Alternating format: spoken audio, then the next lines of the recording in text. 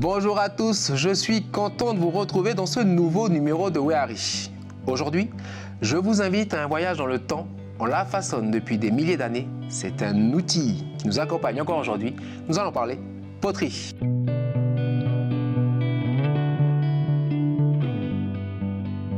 Je veux faire c'est de revenir chaque fois au plus simple. Parce que ce qui me touche, c'est ce qu'on peut faire avec des choses, avec pas grand chose, avec la terre. Caroline du côté de Kwawa, dans la tribu de Méa, recherche l'équilibre entre le sable et la terre pour trouver la bonne formule. Pour mieux la connaître, nous serons avec François Ouadra, archéologue. Il nous parlera de ses trouvailles du côté de Nouville. Donc ça, c'est le lapita. Ouais, c'est le lapita à décor pointillé, avec des décors très très fins. Hein. Celui-là, C'est du lapita. Ensuite, nous irons du côté de Koumak avec Julien. Il nous montrera un savoir-faire qui remonte à près de 3100 ans en arrière. La terre entre les mains, c'est tout de suite sur Calédonia.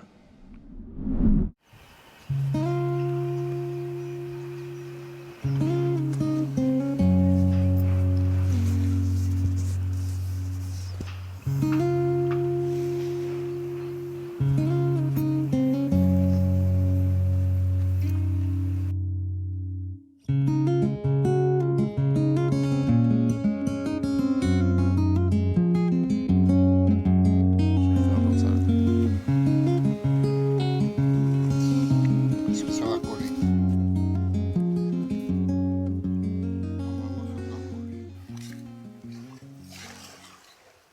Comment tu vois si à l'œil, il y a des endroits, s'il faut s'arrêter pour chercher? Non, tu vois, les niveaux, ils sont plus hauts là. Ouais. On voit. Une couche là-haut là? Ouais, une couche noire qui est là-haut. Ok. T'as un autre niveau qui apparaît en dessous, là, Oui. qui est plus ancien. Là où c'est noir, C'est noir. où il y a du noir. Ouais. Tracé noir, d'accord. Donc tu vas continuer, tu le revois ici. Et là, c'est tout chamboulé. Parce qu'il y a eu des constructions. De temps en temps, tu vois ce qui t'indique aussi. Quand tu vois, tu as une couche noire et séparée par la couche de sable, c'est qu'il y a eu abandon à un moment du lieu pour être réoccupé plus tard. D'accord. C'est comme ça que nous on interprète. Ok. Et par rapport au lieu ici, toi c'est un lieu où tu viens souvent regarder s'il y a... Moi, la poterie ou- oui, pratiquement après les cyclones, Ah oui. c'est le meilleur oui. moment pour venir regarder parce que la mer fait son Elle travail, creuse. Ouais. elle ramène et elle expose aussi tout ce qu'on ne peut pas voir. Donc ça, ce sont des bons indicateurs ici, tu vois. Ce sont des C'est-à-dire escargots, voilà. Mais- Et là, on est- tu Des vois, indicateurs qu'il y a de la poterie. Pourquoi qui peut indiquer là où les gens sont restés. Qui ont consommé aussi bien les produits marins que les coquillages terrestres. Ok. Et donc tu les vois, ils sont un peu partout. Donc on n'est pas loin, si tu veux, d'un coin où les gens sont restés. Faisait la cuisine. Voilà. Enfin, faisait la cuisine. Il y Voilà. a un foyer. Quoi. Voilà. Forcément, avec l'environnement qu'il y a, on n'est pas sûr de retrouver ces escargots sur place milieu. ici. Ça doit venir de quelque part. D'accord, ça a été emmené. quoi. En n'oubliant pas que Nouville aussi, il faut tenir compte aussi de ça. Nouville était un îlot Oui. à part. Coupé, oui. Si on a plusieurs, Voilà. donc on peut Après, s'imaginer c'est- qu'il y a... voilà. Par exemple, sous les îles, je sais que si je trouve ça, c'est mon indicateur de site capital. D'accord.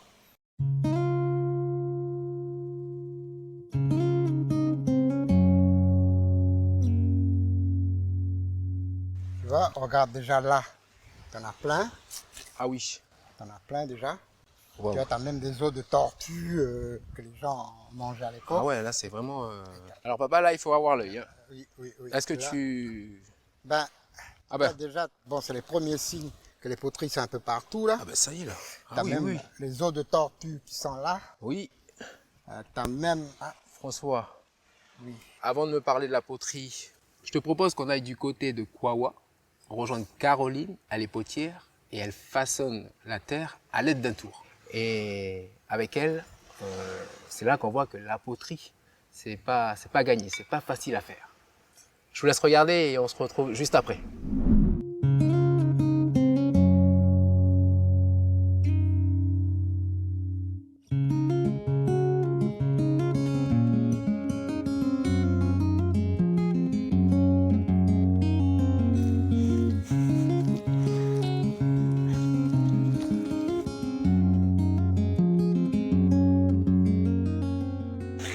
Alors Caroline, dis-moi, c'est où que ça se passe l'extraction? Ouais, voilà, c'est en face, le talus en face. On voit, oui, Ok. En face, il y a combien de mètres en face? elle arrive là, à peu près. Et cet endroit, tu l'as trouvé toute seule? Comment ça s'est passé? Non, en fait, c'est un voisin qui m'a montré. Et puis en discutant, il a vu que peut-être à la rivière, il y a de la terre qui ressemble à ce dont j'ai besoin. Après, j'ai essayé, puis ça a marché. Vous allez voir qu'il y a différents types de terre. Il y en a qui sont plus noirs, marron, rouges. Et puis, comme là, c'est trop profond là-bas, on peut pas ramener après avec le seau. On va prendre juste en face. Elle est un peu plus marron, mais ça, j'ai essayé, puis ça marche aussi.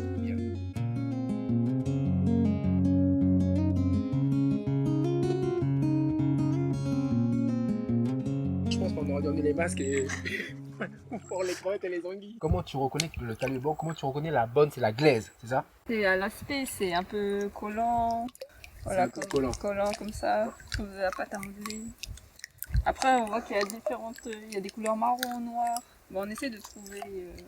Donc à l'aspect, si elle est collante, à la couleur marron, cette couleur-là rouge, marron, Noir. terre rouge, noir, Ouais. on peut dire que c'est de la terre pour... C'est surtout voilà l'aspect au toucher comme ça. Ok, l'aspect touché, pour de la poterie. Oui. Ok, merci Donc on pour va prendre l'info. plutôt ici. C'est bon. Ça marche. Allez.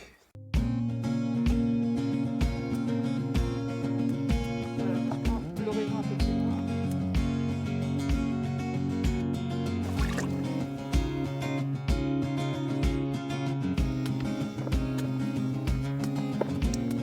Il va y avoir l'ambiance.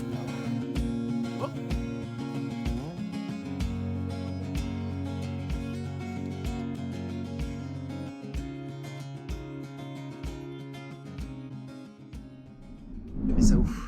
Ici, on va préparer tout à l'heure ici. Ok. Voilà lui. Donc là, ça y est, on a extrait la terre. Maintenant, la suite, c'est quoi? Après, là, ça va être de. Il faudra enlever toutes les impuretés, les morceaux d'herbe, de D'accord. sable, voilà, les graviers. Ça fait qu'on va mettre dans de l'eau. De On l'eau. va rajouter de l'eau, on va mettre dans la poubelle, on va rajouter de l'eau. Ok. Ensuite, on va tamiser D'accord. pour enlever tout ce qui est. Tout ce qui nous intéresse pas. Voilà. Parce qu'après, sinon, ça va être difficile de la travailler. Ça va faire des irrégularités, puis ça va casser. D'accord. Donc c'est nettoyer la terre.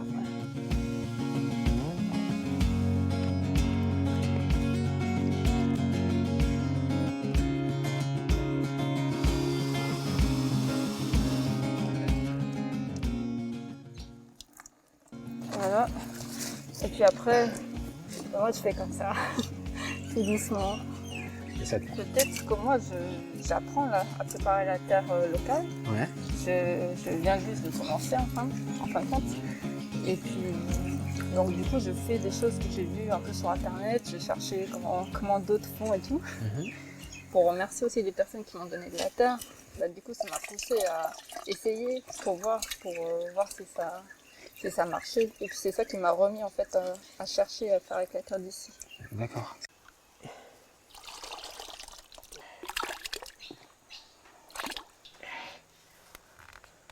Et puis voilà.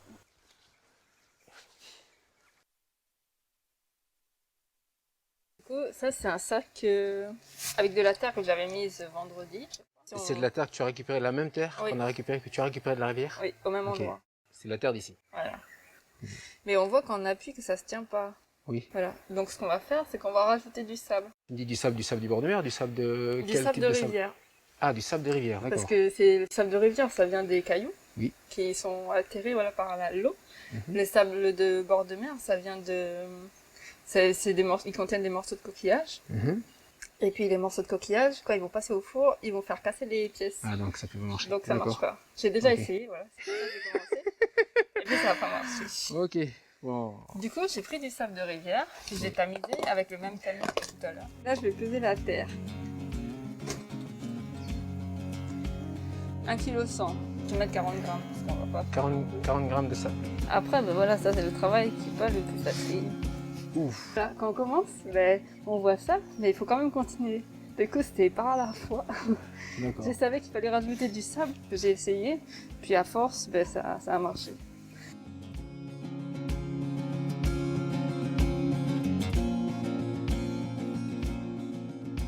Là, la première étape, c'est de faire quelque chose d'un peu homogène, parce que là, Ok. Bon, n'importe comment. Je m'arrête. Ouais. Parce que comme la roue en bas est lourde, ça continue à tourner. Je rajoute toujours de l'eau aussi pour pas que ça accroche à la main. Parce que si ça accroche à ma main, ça va sortir du tour. Ok. Donc il est important de rajouter de l'eau. Voilà. Voilà. Après là, je vais appuyer pour descendre. Ah ouais. Comment tu sens quand c'est bon? Comment tu sais? En fait, il faut plus qu'elle bouge entre mes mains.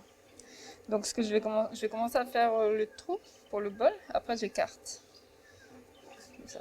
Donc je mets bien mon... L'intérieur du bol, là? Oui. Ok. Ok, j'enfonce le pouce. Je descends en fait. Là, je rajoute un peu. En fait, quelquefois, au lieu de rajouter de l'eau, je rajoute ça, la terre. On appelle ça barbotine. Alors Barbotine. barbotine. Si je rajoute trop d'eau, ça fragilise aussi l'argile. Ah, c'est minutieux, alors il faut pas... Ouais. Il faut que je fasse toujours attention qu'il n'y en ait pas trop au centre.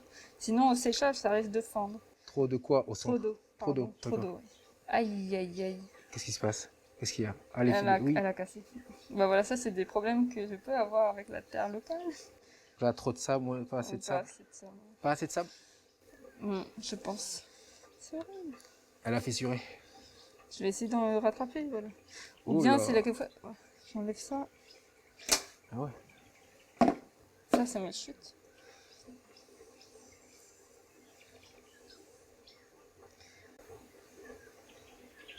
Après, je peux quand même la tourner, mais il faut que je fasse attention. Il faut du temps quand même pour... Enfin, du temps, il faut essayer, il faut y aller. Voilà, il faut de la pratique. Au tout C'est ça. départ, quand je montais mes Mhm. pièces, en fait, au début, il faut aller vite, en vitesse, pour centrer. Après, une fois qu'elle commence à tourner, comme ça que ça commence à être fin, il faut pas aller trop vite. Sinon, le bol va sortir. Elle part. Elle va partir. Elle part. Du coup, moi, mes premières pièces, elles étaient tordues. Comme si elles étaient vrillées. C'était un style, quoi, mais c'était pas volontaire. D'accord. C'est bon quand on maîtrise ce qu'on fait. Bien.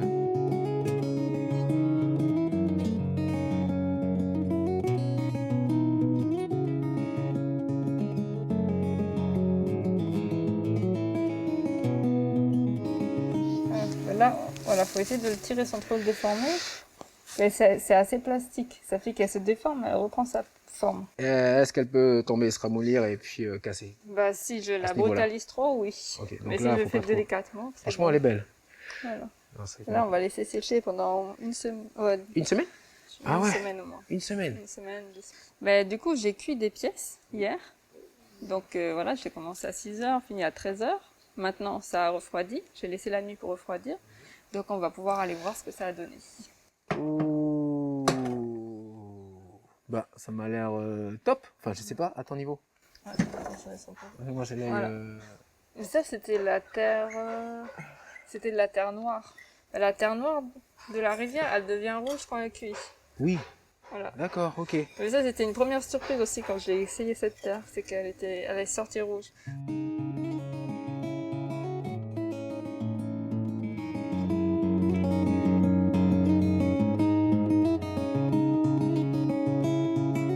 Et du coup, après, pour pouvoir bien terminer l'objet, pour qu'il devienne étanche, on rajoute un émail.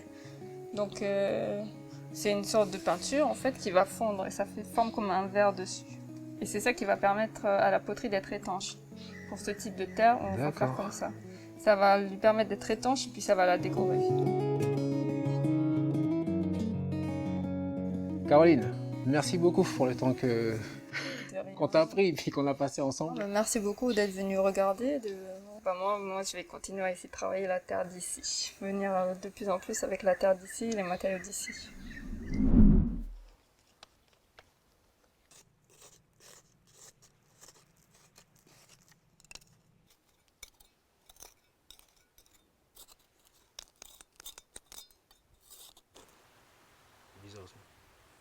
Bonsoir. Ça, c'est du lapita? Non, Ah, pourquoi c'est pas... Et comment tu sais que c'est pas du lapita? c'est Du quoi, du alors? plume.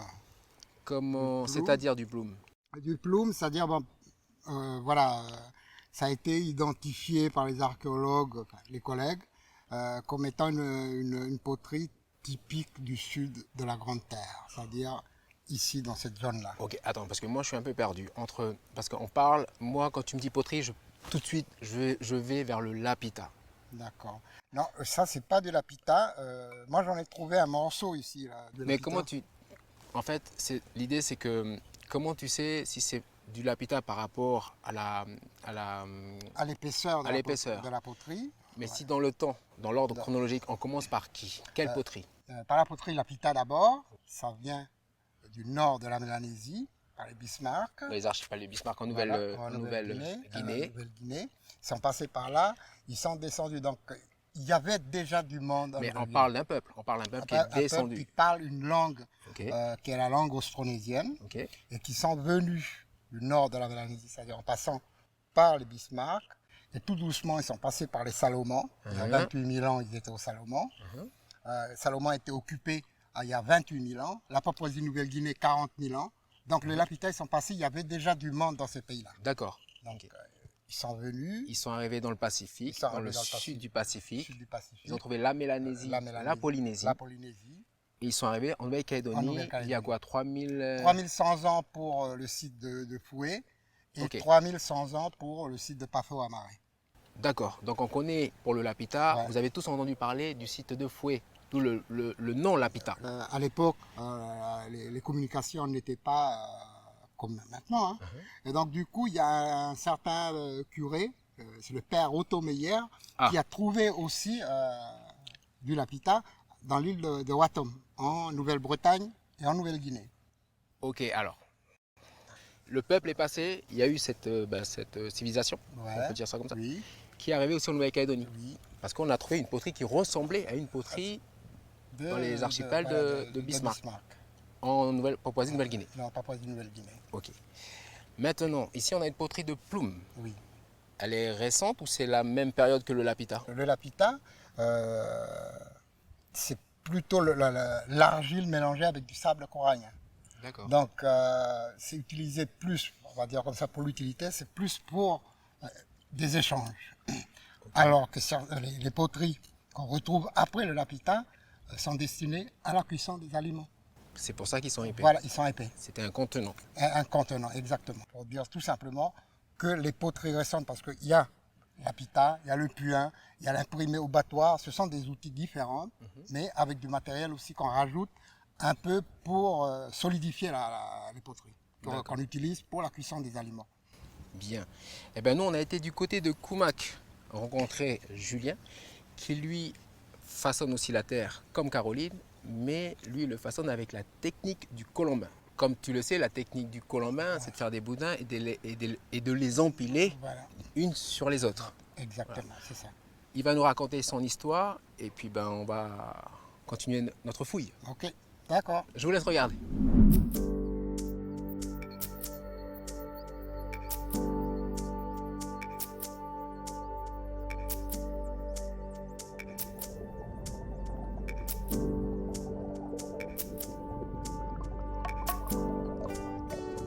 Namanya Malin Tundo, Yaran Barak, Nani Parumak.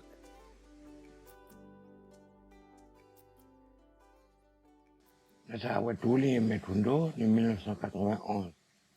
Et Pandilino Nata Mo Well, et Are Niat, Metundo, et Are Wulena Menda Pamua.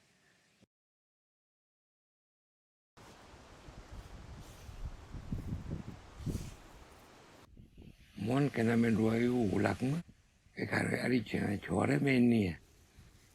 E pangi buyam tai milan de meniat bai agana kalolita mo e kulena pam.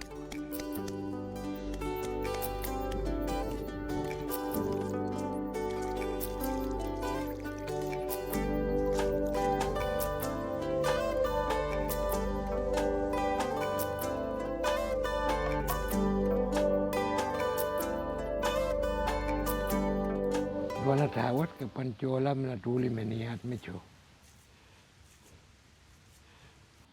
Kena rampe wanyo ko jange, na uya mai ena, kena uchiana.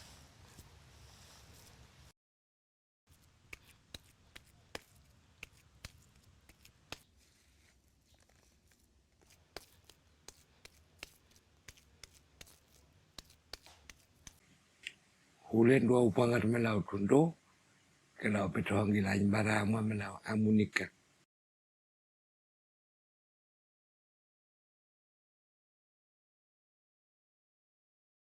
kere ko la nyama mu nyawono la niele mandona mu nyawono la amena pe monika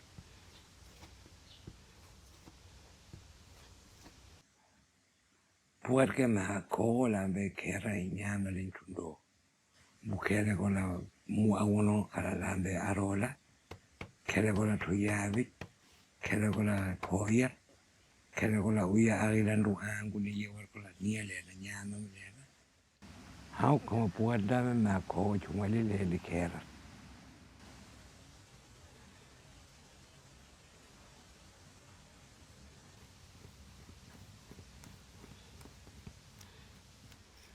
buam jelo na a poya dila yang poya mali awuno mi pe mele na ko be na wana mon ke la a pe mela o me la ko la ke kera ko la poya a kera ko la aga oli angu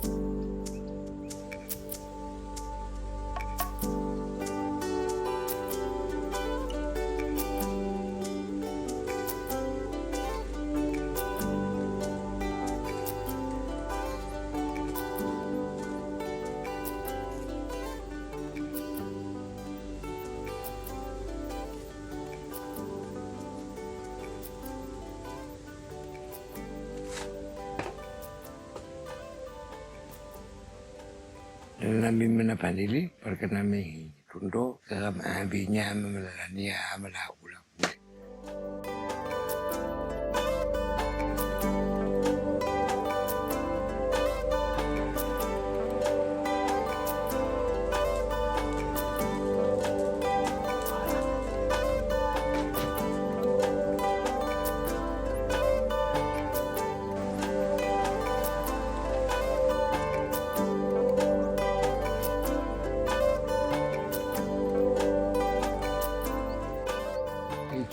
chola na di pamaleva le na nyama ila ulaknya la okia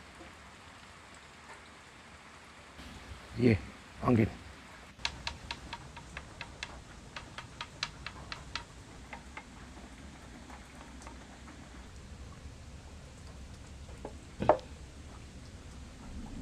François, on a vu avec Julien un savoir-faire traditionnel. Lui, il le maintient toujours. Est-ce qu'à l'heure actuelle, dans la région Pacifique, il y en a qui le font toujours? Moi, j'ai passé du temps en Papouasie-Nouvelle-Guinée. Et en Papouasie-Nouvelle-Guinée, c'est encore d'actualité. Ils font encore de la poterie. Je sais qu'à un moment, dès qu'on a tout arrêté, il y a Fidji aussi qui en fabriquait encore. D'accord. Une partie à Santo, Vanuatu, il y a des gens encore qui le font. Puis ici, dans un cadre où jamais je vais imaginer, je vais trouver de la poterie.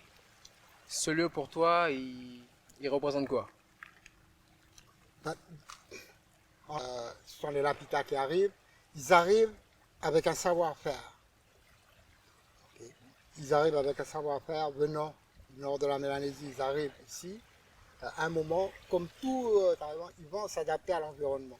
Mais les techniques de fabrication viennent d'ailleurs. Et petit à petit, ils se sont installés avec le matériel provenant du pays même. Ils ont continué à pérenniser, à perpétuer cette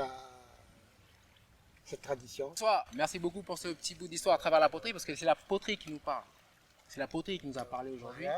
Et grâce à ton métier, tu nous as fait découvrir la poterie à travers le temps, de son utilité jusqu'à comment ils ont façonné, les anciens, comment ils ont façonné la terre.